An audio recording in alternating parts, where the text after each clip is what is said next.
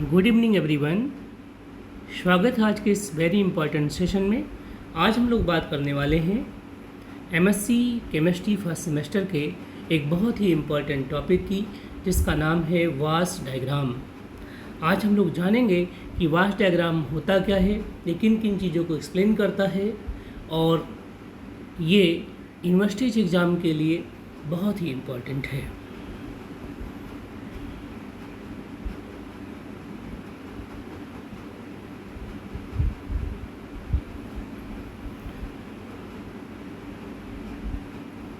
साल था 1953। ये वो साल था जब father of chemical bonding Linnaeus polling को केमिस्ट्री का नोबेल प्राइज़ मिला। लीनियस पॉलिंग दुनिया के वो कुछ अनोखे लोगों में से शामिल हैं जिन्हें केमिस्ट्री के जिन्हें 2 बार नोबेल प्राइज़ मिला है। एक बार तो केमिस्ट्री में ये बात बताने के लिए कि बॉन्ड क्या होता है, उन्होंने डीएनए में हाइड्रोजन बॉन्ड की डिस्कवरी करी, और दूसरी बात उनको इस बात के लिए नोबेल प्राइज़ मिला कि जो सेकेंड वर्ल्ड वार था उसको रोकने में या रुकवाने में उनकी बहुत इम्पोर्टेंट भूमिका थी। इस नाते उनको पीस का भी नोबेल प्राइज़ मिला, शांति का भी नोबेल प्राइज़ मिला, क्योंकि ये दौर नोबेल प्राइज़ का है। इस नाते हम इसको डिस्कस करते हैं। उसी टाइम में एडी वास ने एक डायग्राम इंट्रोड्यूस किया है, और किसने किया था? ये सीरीज ऑफ पेपर पब्लिश किया था उन्हें जर्नल ऑफ केमिकल सोसाइटी। इस पेपर पे क्या होता है इस डायग्राम में, वो सारी बातें हम डिस्कस करने वाले हैं। इन मास डायग्राम जितनी भी ऑर्बिटल बाइंडिंग एनर्जी है, आप जानते हैं कि ऑर्बिटल्स 2 तरीके के होते हैं, bonding, anti bonding, non bonding, 3 तरीके के जनरली। तो ऑर्बिटल्स बाइंडिंग एनर्जी को प्लॉट किया था इन्होंने किसके अगेंस्ट में? बॉन्ड एंगल्स के। The primary idea is that the total energy is the sum of, ये बहुत इंपॉर्टेंट है, total energy is the sum of all the orbital binding energy. Therefore by considering the stabilization और destabilization, हम लोग जानते हैं कि जो एनर्जी होती है वह स्टेबिलिटी के इन्वर्सली प्रोपोर्शनल होती है। तो जब टोटल जो एनर्जी का सम होगा वो लो होगा तो स्टेबिलिटी हाई हो जाएगी, जब टोटल एनर्जी का जो सम होगा वो ज़्यादा होगा तो अनस्टेबिलिटी हाई हो जाएगी। Of all the orbital by change in angle, one can predict roughly approximately the equilibrium bond angle, एक ऐसा बॉन्ड एंगल जब वो मॉलिक्यूल मैक्सिमम स्टेबिलिटी को अचीव कर रहा हो। वास डायग्राम को कई बार इसको एंगुलर कोऑर्डिनेट डायग्राम भी कहा जाता है, और कई बार तो इसको कहते हैं correlation diagram. Correlation diagram generally वो सारे डायग्राम कहलाते हैं जिनमें से एनर्जी का प्रेडिक्शन होता है, मतलब स्टेबिलिटी का प्रेडिक्शन होता है। जैसे कि आप पढ़ेंगे टोबानो सुगानो डायग्राम।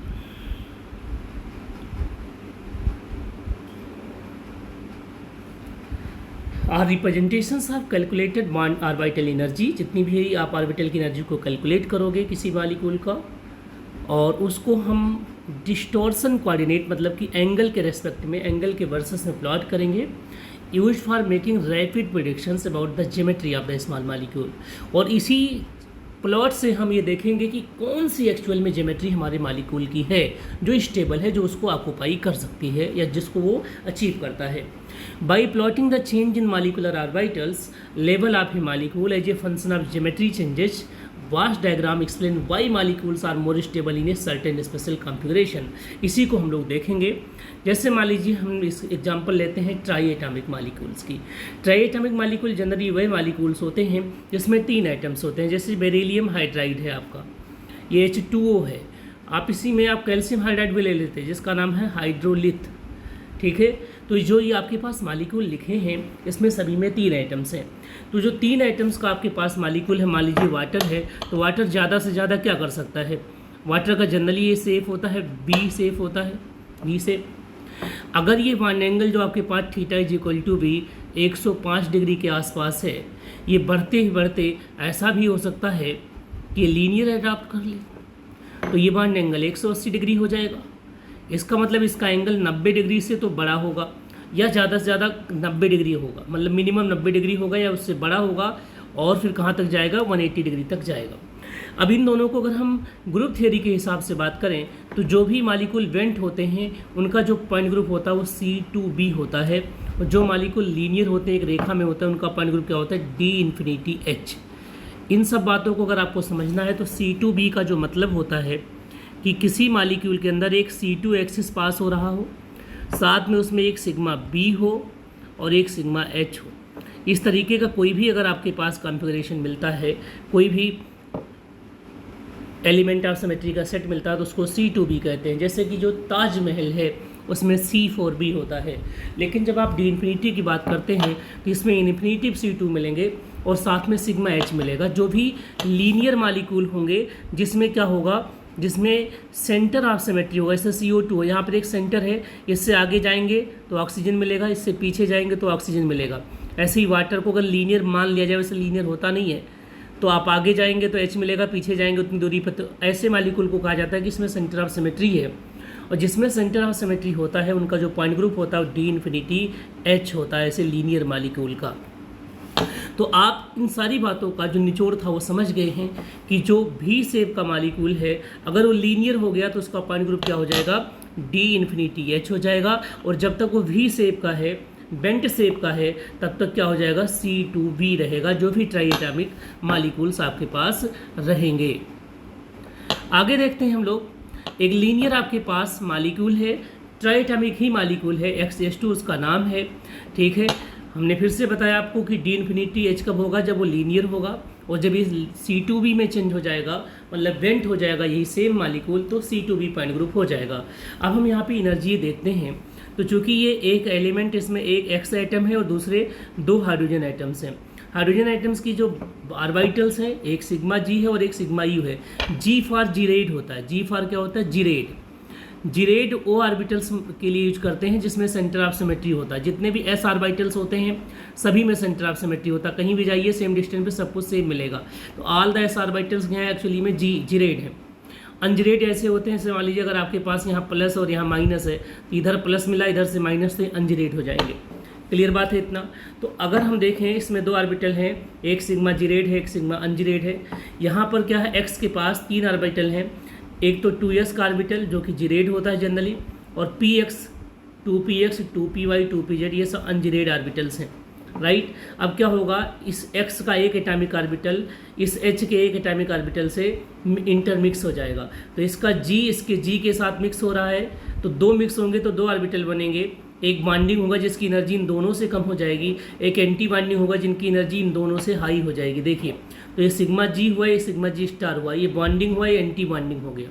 सिमिलरली जो 2px ऑर्बिटल है सिग्मा यू, या इसके सिग्मा यू सिमेट्री वाले ऑर्बिटल से मिलेगा, तो इन दोनों से मिलने से दो ऑर्बिटल बनेंगे। एक को बॉन्डिंग कहेंगे जिसकी एनर्जी इन दोनों से ही लो हो जाएगी, और एक एंटी बॉन्डिंग बनेगा जो इन दोनों से ही हाई हो जाएगी। सिमिलरली जो पाई ऑर्बिटल्स आपके बन रहे हैं, पाई बॉन्डिंग, ये क्या है, नॉन बॉन्डिंग ऑर्बिटल्स हैं।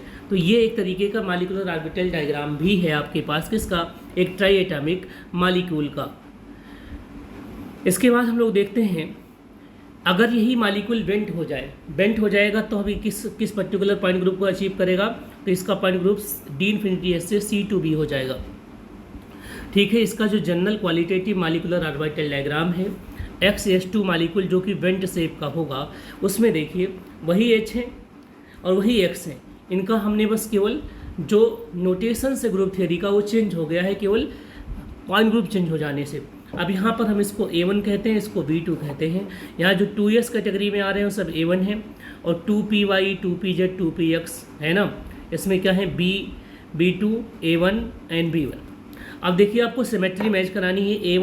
A1 से मिक्स हुआ तो एक A1 बन गया लोअर एनर्जी का बॉन्डिंग, और एक A1 हाई एनर्जी का मिलेगा एंटी बॉन्डिंग। ठीक है, A1 स्टार मिल गया आपका। सिमिलरली इसका जो B2 होगा, इसके B2 से मिक्स होगा, ये B2 बॉन्डिंग बनेगा, एक B2 स्टार बन जाएगा। इसका A1 इस A1 से मिक्स होगा तो ये आपके पास A1 बन गया, और एक आपके पास A1 एंटी बॉन्डिंग में चला गया, इंटरमिक्सिंग हो गई। बाकी क्या हो गए, नॉन बॉन्डिंग ऑर्बिटल्स बन गए। तो ये आपके पास बेंट, जब वही try atomic molecule bent shape occupy करेगा तो C2b पॉइंट ग्रुप होगा। तो इसका जो एनर्जी लेवल होगा इस तरीके से अरेंज होगा। ये एमओ थ्योरी में हम लोग पढ़ते हैं। अब देखिए, इट इज़ फाउंड दैट जो भी AB2 मॉलिक्यूल्स हैं जिसमें लोन पेयर नहीं है, याद रखिए जिसमें लोन पेयर नहीं होता, ऐसा कोई भी ट्राई एटॉमिक मॉलिक्यूल जिसमें लोन पेयर नहीं होता है, उनका लीनियर स्ट्रक्चर ज़्यादा स्टेबल होता है। इस नाते अगर हम BeH2 की बात करें तो लीनियर स्ट्रक्चर ऑक्यूपाई करेगा, और जिसमें लोन पेयर होता है वो वेंट शेप को ऑक्यूपाई करता है। तो जो वाटर है ये भी ट्राई एटॉमिक है, लेकिन इसमें क्या है, लोन पेयर है, इस नाते ये वेंट शेप को ऑक्यूपाई करेगा। The 1b2 orbital drop steadily in energy from theta equal to 90 to 180। जैसे जैसे 90 से 180 होता है, इसकी जो एनर्जी होती है ड्रॉप कर जाती है। While the energy of the 1a1 orbital is fairly insensitive to the angle, मतलब जो 1a1 ऑर्बिटल है उसकी एनर्जी पे ज़्यादा फर्क नहीं होता। This is shown for the BeH2 in next slide में हम लोग देखेंगे। For an AB2L molecules the result are ambiguous, है ना, because the trend in the energy of the 2a1 orbital approximately offset that of the 1b2 orbitals. उसके बाद हम देखते हैं इसमें आप मॉलिक्यूल्स बढ़ाते चले जाइए। ये ट्राई एटॉमिक से टेट्रा एटॉमिक, ये आपके पास पेंटा एटॉमिक मॉलिक्यूल्स हैं। जनरली हमारे एग्जाम में ट्राई एटॉमिक पूछा जाता है, तो हम BeH2 को डिस्कस कर लेते हैं। जो BeH2 मॉलिक्यूल है उसे हमें देखना है, ठीक है। अब हम ये भी देख पाएंगे कि BeH2 लीनियर को ही क्यों अडॉप्ट करता है, जबकि वाटर वेंट शेप को अडॉप्ट करता है। यही चीज़ आपको एग्जाम में लिखना है। For BeH2 molecules vast diagram is Son below. Electronic configuration BeH2 is linear, क्या होता है, 2 सिग्मा G में 2 इलेक्ट्रॉन्स हो जाएंगे, 1 सिग्मा U में 2 इलेक्ट्रॉन्स हो जाएंगे। Where is in the bent form अगर हम इसका ले तो ये जो सिग्मा G था 2a1 हो जाएगा, इसमें 2 इलेक्ट्रॉन, और जो सिग्मा U था 1b2 बन जाएगा। अब यहाँ से हम देखेंगे the energy of the 1a1 orbital is nearly constant, मतलब इसकी एनर्जी में ज़्यादा चेंजेज नहीं आते हैं। 1a1 ऑर्बिटल देखिएगा आप, 1a1 ऑर्बिटल में ज़्यादा चेंज नहीं आ रहा है, इसकी एनर्जी लगभग कांस्टेंट, थोड़ा सा डिक्रीज हो रही है, ठीक है। That fairly insensitive to angle आप बढ़ा दीजिए, कम कर दीजिए, इसकी एनर्जी में ज़्यादा फर्क नहीं आ रहा है, देख लीजिए आप, ठीक है। कंसीडर 2 सिग्मा G, जो 2 सिग्मा G ऑर्बिटल हमारे पास है, 2 सिग्मा G ऑर्बिटल्स हमारे पास है, which is constructed from atomic wave function that are everywhere positive and hence on bending there will be increase in the overlap. Since the 2 hydrogen atoms have wave function will overlap to slightly greater extent. जो hydrogen atoms दोनों होते हैं उनके जब wave function आपस में overlap करते हैं तो उनकी ओवरलैपिंग जोन ज़्यादा होती है। The energy of 2 sigma G is lower somewhat, it is now level as 2a1। जो आपके पास 2 सिग्मा G था उसी को हमने 2a1 माना है, और हम देख रहे हैं कि उसकी एनर्जी जैसे जैसे आप एंगल बढ़ा रहे हैं उसकी एनर्जी क्या हो रही है, इंक्रीज हो रही है, और जब आप एंगल कम कर रहे हैं तो उसकी एनर्जी डाउन हो रही है, 2a1। In contrast the energy of 1 sigma U increases on bonding, 1 sigma U की एनर्जी इंक्रीज हो रही है ऑन बॉन्डिंग। तो देखिए आप 1 सिग्मा U जब आप बॉन्ड एंगल कम कर रहे हैं तो इंक्रीज हो रही है, और बॉन्ड एंगल बढ़ा रहे हैं तो डिक्रीज हो रही है। This is because the sine of wave function changes and overlap of hydrogen atom will be lesser extent. 1 sigma U is now labeled as 1b2. 1 sigma U को हमने क्या कहा है, 1b2. Since 1b2 lose more energy than 2a1 gains. जो 2a1 जितनी energy gain करता है angle बढ़ने पर, उससे ज़्यादा एनर्जी 1b2 क्या करता है, लूज कर देता है। और यही वजह है कि जो हमारे पास BeH2 है वो लीनियर होता है। फिर से देखिए आपका जो 1b2 होता है, 1b2 आपका जो एनर्जी ऑर्बिटल है वो जो एनर्जी लूज करता है वो इस 2a1 के गेन की गई एनर्जी से ज़्यादा होता है, और यही रीज़न है कि किसको ऑक्यूपाई करना है। देखिए जितना लूज कर रहा मतलब ये वाला इस पर डोमिनेट करेगा, और ये किसकी ओर इशारा कर रहा है, लीनियर की ओर। इस नाते जो BeH2 मॉलिक्यूल होता है वो वेंट शेप ना करके क्या करता है, लीनियर शेप करता है। अगर हम इसे थंब रूल में लिखना चाहते हैं तो ये तो डायग्राम के थ्रू आप बता पाएंगे। थंब रूल में अगर हम बताना चाहें तो हम बता सकते हैं ऐसा कोई भी ट्राई एटॉमिक मॉलिक्यूल जिसके सेंट्रल एटम पे लोन पेयर नहीं होगा वो लीनियर स्ट्रक्चर को ऑक्यूपाई करेगा। आता है एग्जाम्पल में H2O molecule. H2O molecule generally B shape को ऑक्यूपाई करेगा, इसमें रिवर्स कंडीशंस आपको मिलेंगे, वही रिपल्सन वाला सेम कॉन्सेप्ट है, यही लिखना आपको एग्जाम में। Let us consider simple molecules H2O, it has 8 electrons in its valence shell and its molecular configuration क्या हो जाएगा, 2 सिग्मा G स्क्वायर, मतलब 2 सिग्मा G में 2 इलेक्ट्रॉन्स, 1 सिग्मा U में 2 इलेक्ट्रॉन्स, 1 पाई यू एक्स में 2 इलेक्ट्रॉन्स, 1 पाई यू आई में 2 electron. और जब ये बेंट हो जाएगा तो इसका सिंबल देखिए, जब ये लीनियर माना जाएगा तो हम इसको ऐसे लिखेंगे, और जब बेंट शेप होगा मतलब कि इसको हम C2 भी कंसिडर करेंगे तो इसका जो नोटेशन होगा वो ग्रुप थ्योरी के हिसाब से चेंज हो जाएगा। यही से 2 सिग्मा जी क्या हो गया, 2A1 हो गया, 1 सिग्मा यू क्या हो गया, 1B2 हो गया, 1 पाई यू क्या हो गया, 3A1 हो गया। ऐसे इस तरीके से नाम आपके हो गए, ठीक है। और यहाँ पर हम देखते हैं कि जो 2 सिग्मा जी है मतलब कि जो 2A1 है इस पे ज़्यादा फर्क नहीं पड़ रहा है, थोड़ा बहुत इंक्रीज हो रहा है। एंड जो 1 पाई यू है is stabilize in greater extent in bent form. देखिए जब ये लीनियर है तो इसकी एनर्जी बहुत ज़्यादा तो अनस्टेबल है, लेकिन जैसे हम वन एंगल को कम करके लाते हैं लगभग 105 के आसपास लेके आते हैं जैसे ही वन एंगल को यहाँ पर, ठीक है, ये क्या होता है, एनर्जी डाउन कर लेता है। तो हमें डाउन एनर्जी ही तो चाहिए, यही एनर्जी तो चाहिए, जिस पे कम एनर्जी होगी वही स्टेबल स्ट्रक्चर हो जाएगा। और यही वजह है कि जो वाटर मॉलिक्यूल होता है ये बेंट फॉर्म में एग्जिस्ट करता है, लीनियर में एग्जिस्ट नहीं करता है।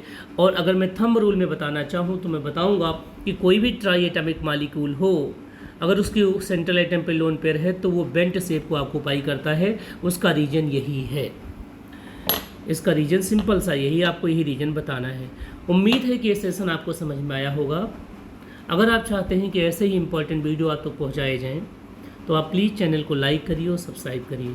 Thank you so much.